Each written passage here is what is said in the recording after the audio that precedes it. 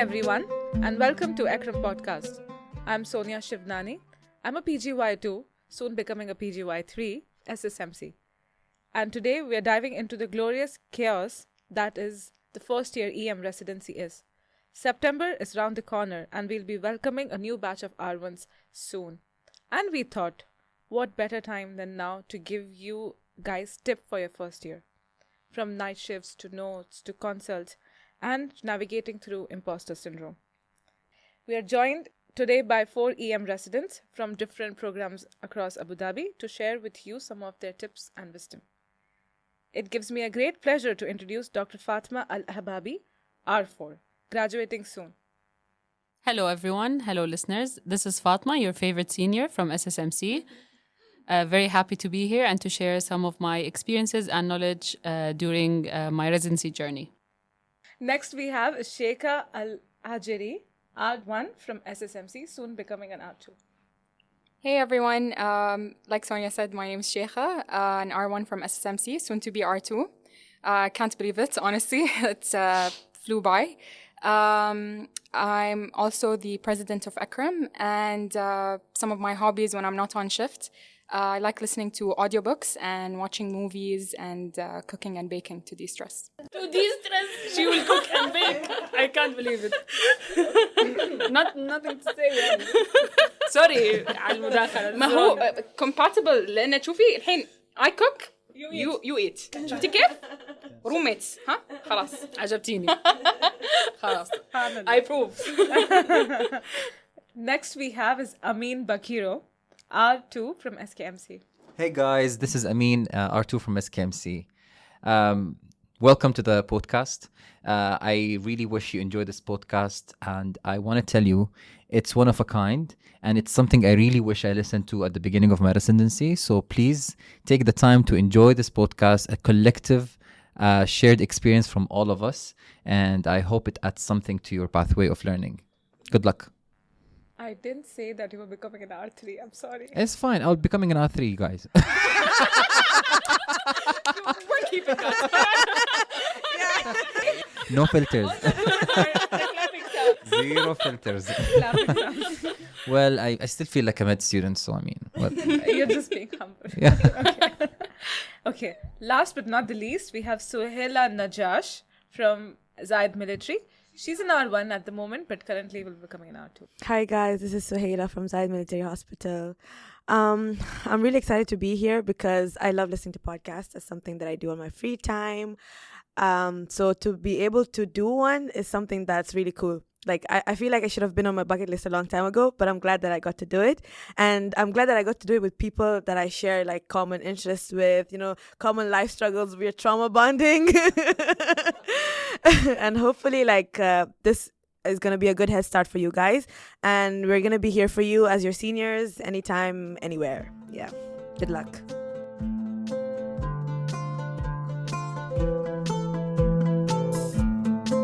So, let's just keep it brief and short. So, what made you join emergency medicine? This is to everyone. So, let's start with Fatma. This is a very common question. My go-to answer is one answer that's been since my 6th year of medical school. It's the place where I most enjoyed my medical career. It's where I have fun practicing medicine. It's where I like practicing medicine. And it's where I enjoy myself the most. Right. So purely selfish reasons. Yes. Sometimes people get into the trap of saying, oh, because I want to save lives and I want to do CPR and all of that. Yeah, because, we definitely have like a deeper meaning to what you really wanted to do emergency medicine for. How about you, Sheikha? I think very similar sentiment. It's literally the only specialty I would not feel the time of on shift. Other specialties, I'm literally checking the clock or on my phone like every couple of minutes. I'm like, oh, how is it still like 5 minutes only? Yeah. Oh my God. Yes. But on ED, like I would not feel the time. Not waiting to go home. Literally, it flies by. In fact, sometimes I would stay back just for like half an hour, even because I'm interested or I want to follow up the case, And I think also, maybe biased, but I think we're the coolest doctors in the hospital. We're the nicest, the most fun, and we wear the best color scrubs. we do, and also we're literally trained to deal with anything. Yes. Literally anything. That's why I think sometimes I go home, I'm like, wow, I'm actually someone who anyone can walk in with a cupboard in their head. Exactly. We're problem solvers. Like, We're problem solvers. Yeah. Yeah, even emotional problems sometimes. They're like, Yes. oh, we had this and we had that, and we will cancel them. Yes. So how about you, Sonia? What dragged you into Me, emergency my medicine? story is little not as the other two we heard. Me, I didn't know what EM is until I started EM in SSMC. So in the internship where I did, EM was we would sign and go back home. I'm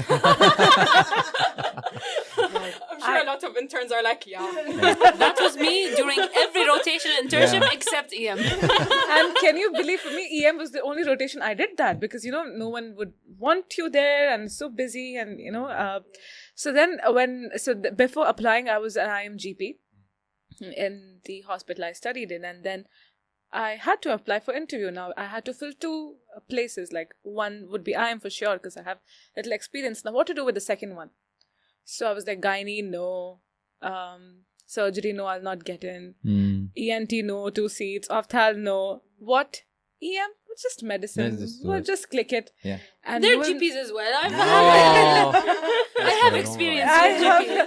Yes, though the hospital I was working in had EM as well. But it just never worked there much, so didn't know what EM is. And then when I started giving my interviews, I still remember SSMC and Tawam were the best interviews I gave EM. And IM, they were looking at me like, have you done MBBS? you are a doctor. You don't fit here. But I remember EMs were the best interviews I had, and then now I'm here as finishing R2. That's good. How about you, Suhaila? I have a very weird story. Okay, basically, after I graduated med school and internship, I was confused. Like, what do I want? One thing I knew for sure is I hate internal medicine. So that I knew. I hate internal medicine and GS. So I was like, But then at the same time, I was like, I didn't mind peds as well. I didn't mind like family medicine. So I'm like, I want to work with a specialty that works with all age groups. So even though obs-gynae was interesting to me as well, I didn't want to deal with like pregnant ladies, only reproductive system my whole life. So I said, you know what? I'll do family medicine, okay? Because I'll deal with all the age groups, including the pregnant women, old babas, everything. And then while applying, they asked me like, okay, what's your third option? What's your second option and third option? I said, you know what? After family medicine, I'll put emergency, okay? Because at that point, I was scared of emergency because of I practiced in Rashid. So the kind of trauma cases, and I'm someone who's an empath. So by that time, when I was seeing these things, I'm like, wow, I would go home with big emotions, unable to regulate them. I was like, how will I survive my whole life doing this? So let me just make it as a second option, just to be on the safe side. But honestly, this was my calling, and I wouldn't like going back. I would apply for EM as my first option because I can't imagine myself sitting in a clinic, like I have ADHD. I need to be sending doing the patient to the exactly. Oh my god, that's a nightmare. So, just to add to Suhaila's, I don't see doing anything else but ED. Right. I would thrive on this. Alhamdulillah. Well, the story for me is as I started rotating in all the departments, once we started med school clinicals, I found that's when you start experiencing your interest, and especially also internship. So I found myself liking every rotation. Like I went into gynae, I was like, yeah, that's what I'm doing. Definitely. I went to surgery. I'm like, oh no, that's better. IM is even better. Peds, 100% I'm doing peds. Like I went into every specialty. I also give this advice to all the interns. I'm like, even though you're 100% sure of what your preference is, try to go to the specialty with that open mind of I could do it. Yes. Yeah. So that's what I was doing, and I was accepting every specialty, and I only found that emergency is the place where they all collectively present, and they all collectively again with the best 5 minutes of each specialty. They are the most acute and the most interesting. I don't have to deal with chronic patients who have to put on like long-term medications, and I just have to stabilize and then send them to the next person, let them take care of it. I want the action. I want that part of which keeps me on my feet. Well, that does not mean that we should look down at the other specialties. They're doing great job. They are doing God's work with looking after these patients. And we are nothing without them. Yeah, without their help. We all need exactly. each We're other. like a system. Exactly, Yeah, but I can't be on the other end. I'm sorry. Just like they can't be on our end. They can't be on our end. We need each other. Now we know our team. Let's dive into our first segment. Are you guys ready? Yes. Let's do it. So our segment first is the first shift, as known as help. Where's the bathroom? Let's go back to your first shift and be honest with me. What emotion hit you first? Were you excited or it was a soul-crushing fear? I'll go first since, just finishing R1, so it's kind of a little more fresh. I think it was a mixture of excitement and also just really big nerves. Almost nauseous, actually. But I had a really good support system and a great team on day one, and I'm really grateful for that. What was the first shift structured for you guys? Were you shadowing a senior or did you feel supported? So for us, we shadow seniors for the first block of our ED shifts, basically. So I had a senior resident with me on every shift for my first month there. Which was really helpful. They helped you navigate the system. Also, if you were a bit rusty because you had some time off between internship and residency, it was really nice to just ease into clinical shifts and assessment again with a senior by your side, helping you throughout. Okay, well, for me, at SKMC, we have the first month. I don't know how is it for you guys, but in SKMC, we have the first month of orientation where we have repeated lectures from all of our seniors. So so it's like a month period where you're just coming to work, attending lectures, which is could be boring at times. Within those lectures, there are days where we have shadow shifts. So shadow shifts is where you go and attend to the resource area, to the treatment area. You're shadowing a faculty member and you're also shadowing a resident at the same time. So you'll go join them. And during those interactions, you will see how the flow goes. For example, they activated a stroke code. You get to observe what a stroke code is, for example, or you get to observe how they operate in the ED, how does the documentation process, who does what, and how is tasks are allocated. So I have a small confession. I was skipping those shadow shifts, or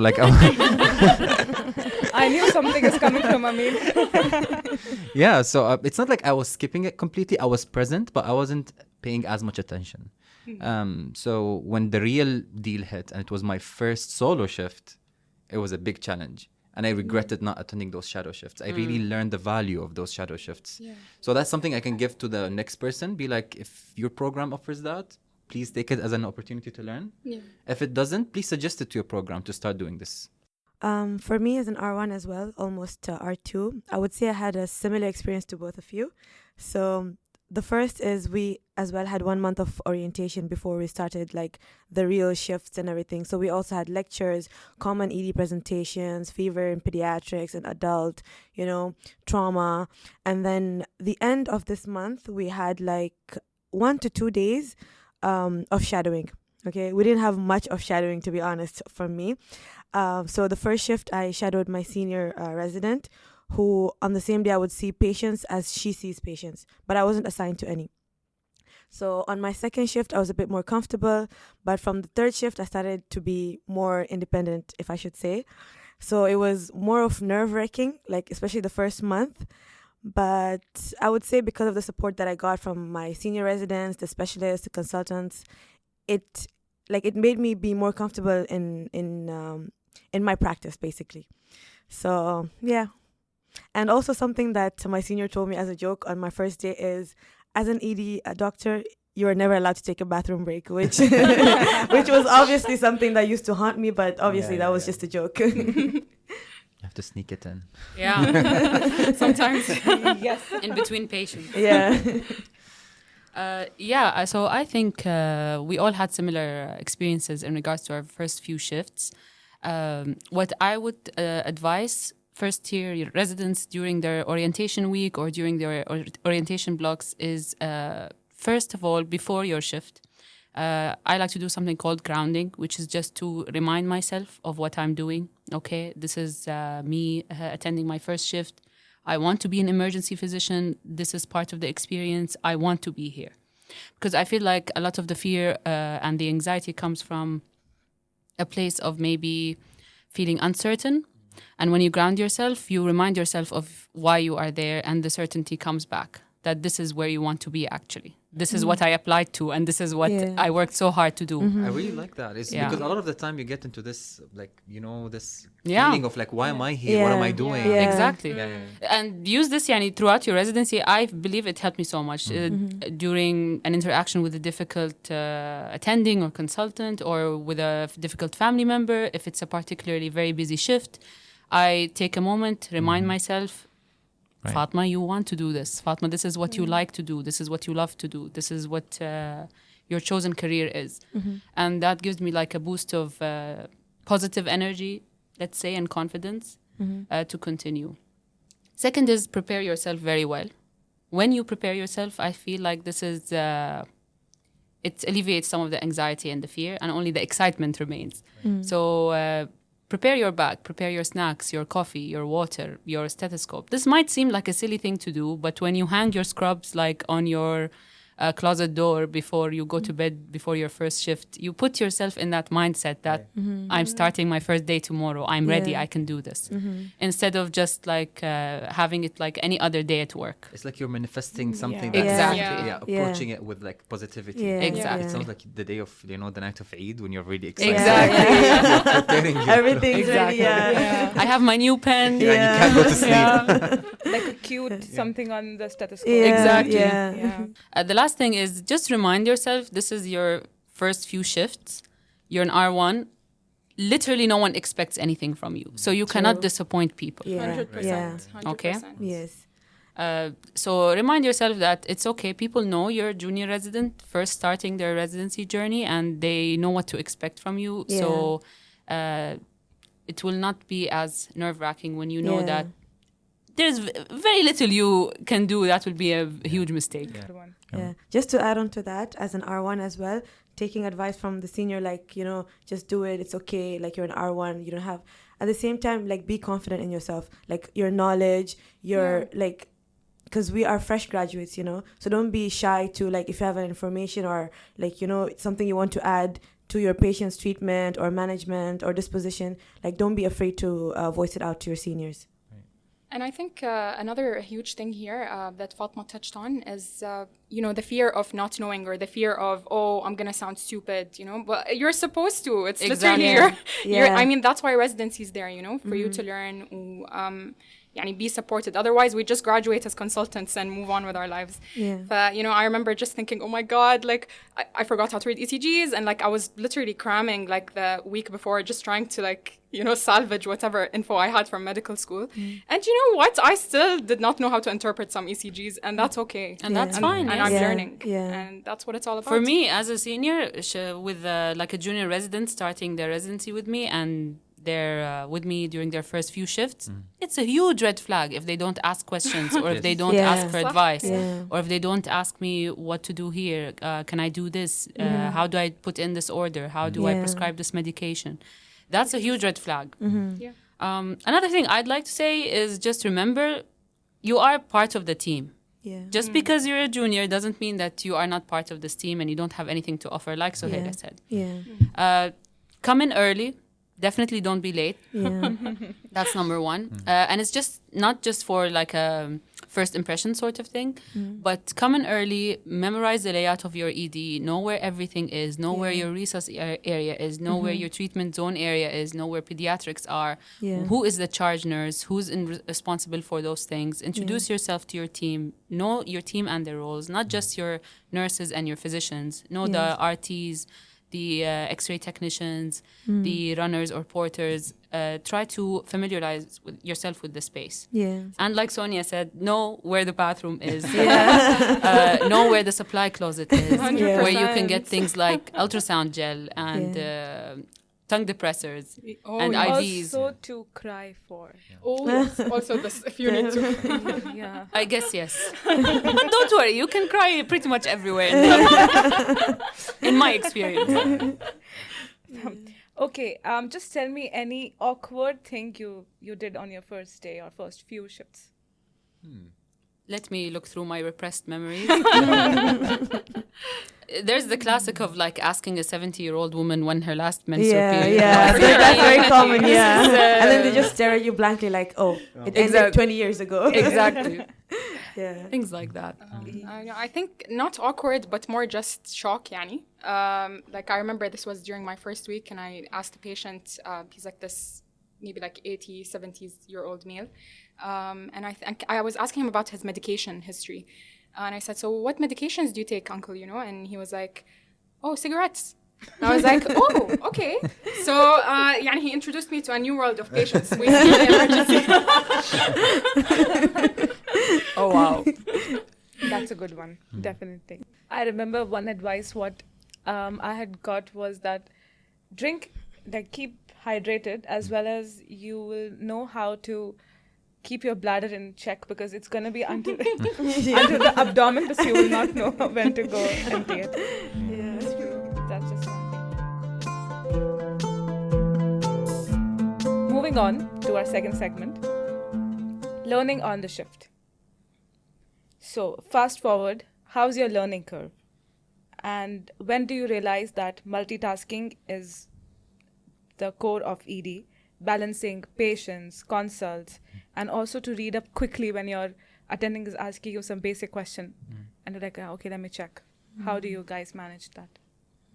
I feel like learning on the shift is less about your study style or your ability to memorize. It's more about knowing the most efficient way to learn, knowing the best resources to check, knowing the best way to relate your actual reality to what you're reading. So all of us know you should learn from your patients, right? You should not be reading random subjects during the shift. You should know, you should be studying what you are seeing, who you are treating.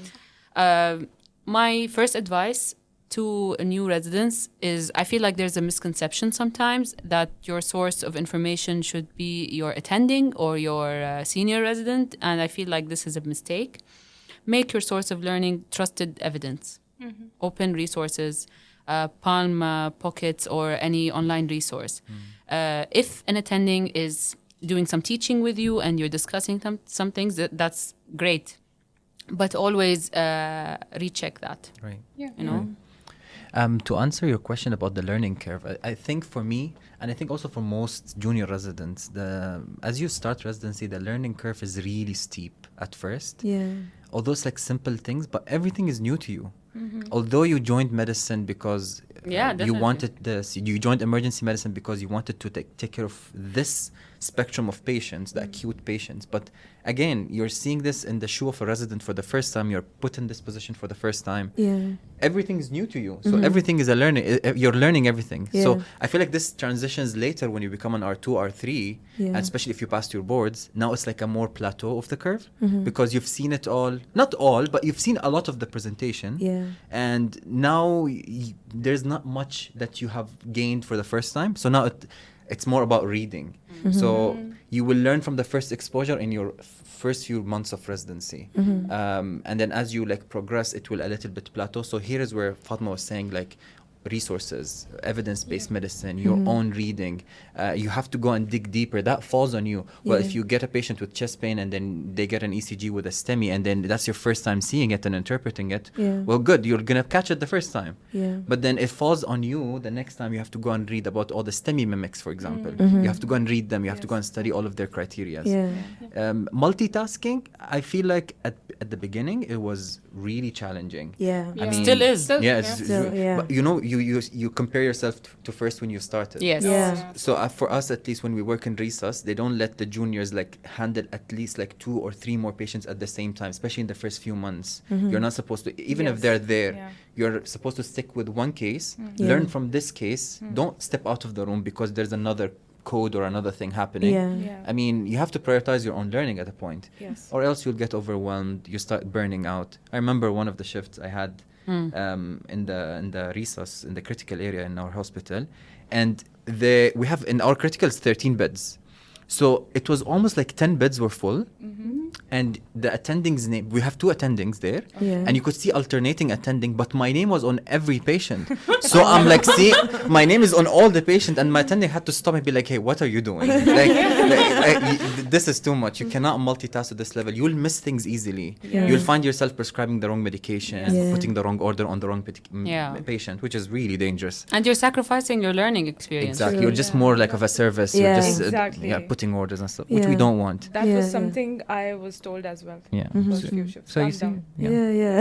You have 4 years to go. Yeah. you've got all the time Yeah. in the Yeah. world. Yeah. Yeah, just to add on to that, yes, there is learning medical knowledge and stuff like that during the shift, but there's also something called soft skills that we need. So we need to know how to interpersonal skills, how to deal with first of all, the patient, the one that you're actually treating, be kind, take proper history, listen to the patient, never disregard patients' complaint. Like sometimes in the ED it might be really busy, you might have multiple patients at once. The patient will tell you, I have pain, you have given maybe this analgesia, still they tell you, make sure you actually listen to the patient, okay? Another thing is dealing with nurses, communicate with them clearly, well, with kindness. Again, same thing with porters. Sometimes even you will have to call radiology. Sometimes once I was in SKMC pediatric ED, and over there we have to call radiology after we order, for example, a CT head for the child. So these are the kind of soft skills that you need to adapt alongside your medical and patient care. 100%. Agreed. Yeah, and I think adding on to the soft skills point, especially, the clinical assessment portion, the history and the physicals, I noticed that I was kind of repeating mistakes early on. For example, forgetting to ask particular questions. I think that happens with all of us, even as we advance, or forgetting a certain element in the physical exam. And what I started doing is I started making a list of my common mistakes, and I just write it down. For example, I forgot to ask about anticoagulant for the 500th time on a fall elderly man, مثلا يعني this is one of the common ones I had, I remember. I just write it down. Even if I did it a couple of days back, I would still write it down again. And then I'd basically try and review that list towards the end of the week. And, again, this goes along with reading and knowing why you're asking these questions and why you're doing these exams. That's Yeah. a great tip, Yeah. Sheikha. Yeah. And Sonia, you asked a question. Part of your question was about the learning on the shift. Yes. I would say that, especially during those first few months, don't delay your learning until after the shift or something. If you've got a question on the spot, just open your phone and go to your resource. I use WikiM. I don't know, you could use anything. Yeah. Just I agree with use you. that, Yeah. and then it will stick on the spot. If you True. just write it down, I see some people, they write it down in a small notebook and be like, oh, later I'll read it. Yeah. Trust No, me, no, that you'll be notebook too was tired. closed and it was never opened up. Never open back. So just read it on while you're just there. If you have a Yeah. question, Yeah. just ask it. Yeah, ask it on the spot. Yeah. I used to be the white paper one. I would take the white paper from the printing machine and keep writing what I need to. Yeah. Yeah. But then I remember one of the seniors told me, why don't you just open Just read and it Yeah. just on read the about spot. this case? Yeah. And it doesn't take Exactly. more than 10 minutes to look up what are the Honestly. differentials True. of right Yeah. upper quadrant pain Yeah. or something The dose like of this. something or the Exactly. right medication. Or And it sticks more because the patient's right there. Yeah. Yeah. Yeah. For this, do you have any special recommendations for applications? For me, I use WikiM, especially if I'm going for a new patient with a complaint that I'm not very comfortable with. For example, I'm working in the treatment. This happens usually in the treatment area, not in the critical area. Yeah. Critical area, we all know how to do ABC. But for example, you get a weird complaint in the treatment, like a rash or some, so those patients, I go to WikiM, I search the complaint, and then I look at all the differentials. So now I know what to ask. So I not to miss something. Yes. You know Yeah. what I'm saying? Yeah. So I would recommend WikiM for starters, but I mean, there are plenty of resources. I mean, anyone uses Yeah. something differently? I use that as well. And just to add on to that, for example, sometimes I struggle with, for example, CT. Should we do imaging or not? Or should we do, X-ray or not? So we can use MedCalc, where you have all the guidelines for imaging, guidelines for ruling out, for example, PE, The those scoring scores, systems, the yeah. scoring systems, yeah. We're the kings and queens of algorithms, Yeah, I think. I and know. yeah, risk definitely. stratification. All the scores. So Yeah. Especially in IHSS, oh my God. exactly. Yeah. I feel like there are multiple apps I would recommend to fresh residents. Definitely WikiM is one of them. You have many core EM applications, EM Wrap, Yeah. MD Calc is a staple. You must have MD Calc with you. Medscape is a good one. It might not be very focused on emergency medicine, but it's a good overview of medical conditions and their differentials and their management. I would also add Pedistat. Oh, that's a great for one. pediatrics. Yeah. Okay. Yeah. For doses and everything. I'm gonna have to download that. Yeah. Whatever you would like. Yeah. I know I have a thing maybe against things like open evidence, ChatGPT. I don't think it's wrong to use. AI is definitely a very helpful tool that we should all be familiarizing ourselves with. But I would recommend against fresh residents to use it, especially in the first 6 months, because I feel like a lot of these tools rely heavily on the clinicians like Gestalt and their own experience. And at that point, you don't have that much. Right. Like Amin was saying, the first few months feel overwhelming because you're just familiarizing yourself with this environment. So you will not have enough clinical experience at that point to differentiate or know, for example, if you asked open evidence a question and it gives you a suggestion, if you don't have enough experience to say, wait, I don't think that makes sense, let me make sure, especially if it's something you will act on, like a dose for medication or a new algorithm for ruling out PE or something. If you don't have enough of the clinical experience to say, I don't think this feels right, let me make sure, it might lead you down the wrong path. Yeah, especially if it's based on like one RCT, for example, and like you don't have, you know, you don't know. So it's, again, that's why you need that gestalt. So definitely I would recommend to maybe hold on using the AI tools for the beginning few months of your residency. I have one thing about up-to-date. Like, I used to be a very pro-up-to-date person. I would go to like prepare my presentations, look for everything during med school and internship. But as I went into residency, especially in emergency medicine, I found that it's useful for you to prepare a presentation. It's difficult to read on the spot. On the spot, it's so horrible. difficult. It's so difficult to read on the spot. Although they say it's like really the most up-to-date. Like, I agree with that. For me, WikiEM and EMRAP are the choice for core EM. I know some people even have something called the Palm EM. Amboss is good also. It's on the spot. It's great, especially for medical students. I think for the resources I use, everything you guys mentioned are great. I'll just add, I do use WikiEM a lot, but Corpendium for me takes the win.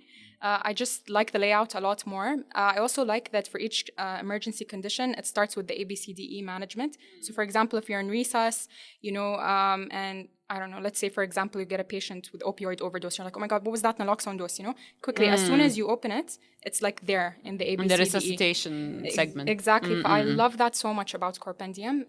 MRAP is great, especially if you're a podcast person like me. Yani sometimes it's a really low effort way of learning. Like you're on your way back home, you listen to a 5-minute episode or 10 minutes on whatever case you saw. Exactly, on shift. Just 2 apps that weren't mentioned that I really like. There's this app called Sutures and another app called Fractures. That really helped me in the beginning for basically like picking suture material based, and also like the size of your suture based on where the wound is. And again, I think those things really helped me, especially in the beginning. Also, the fractures one is mainly what type of backslap to use and why. And you can read more about it later. But it's really helpful. It's a really helpful resource when you're in a time crunch and, you know, your senior is like, okay, let's do this, you know? And really until we rotate in orthopedics. True, that too, yes. Definitely ask your seniors what resources they've used in the past, what they would recommend, and see what works best for you. All right. Okay, what's your tips for charting? That's the elephant in the room, because I still suffer with it. Don't we all? I really had a struggle at the beginning. Like, I would finish my shift and sit for 2 hours. I've seen, for example, 8 patients. I have to sit for another 8 hours.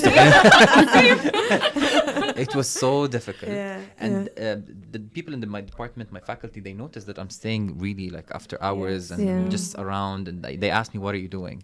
So one of them, they gave me a strategy. They said, don't move to orders before you have written the HPI.